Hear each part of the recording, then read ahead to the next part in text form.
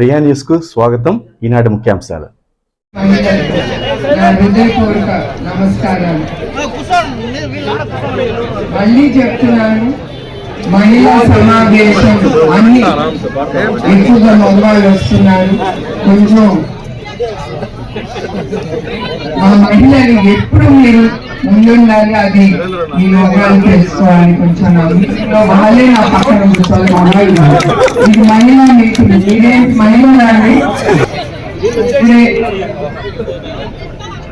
రాజకీయ నాయకులు నేను అనుకుంది వాళ్ళన్నీ చెప్పేశారు. నేను అమర్నాథ్ రెడ్డి లాగా నేను మాట్లాడలేను. ఆయనలాగా మీలో ఒక స్త్రీగా, ఒక మహిళగా నేను మాట్లాడగలను. బాబు వెనకాల మహిళలకి కనపట్లేదు. నమస్కారం.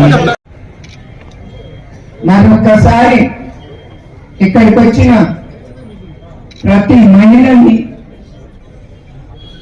తెలుగుదేశం కార్యకర్తని, ప్రతి ఒక్కరిని నా హృదయపూర్వక నమస్కారాలు, నా ధన్యవాదాలు. అట్లానే నేను చెప్పాను, ప్రతి 3 నెలలకి నామినేషన్ వేసేటప్పుడు చంద్రబాబు నాయుడు గారికి నేను హామీ ఇచ్చాను. ప్రతి 3 నెలలకి నేను కుప్పం విజిట్ చేస్తాను. సంతోషం అనేది నేను చూడాలి. కుప్పం ప్రజలు సంతోషంగా ఉండాలి. కరువు లేని కుప్పంగా మిగిలిపోవాలి. అది నా కళ.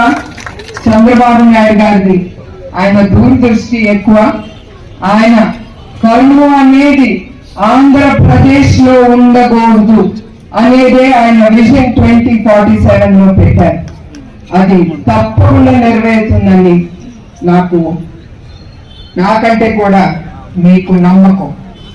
మరొక్కసారి ప్రతి ఒక్కరికి ధన్యవాదాలు. నమస్కారం.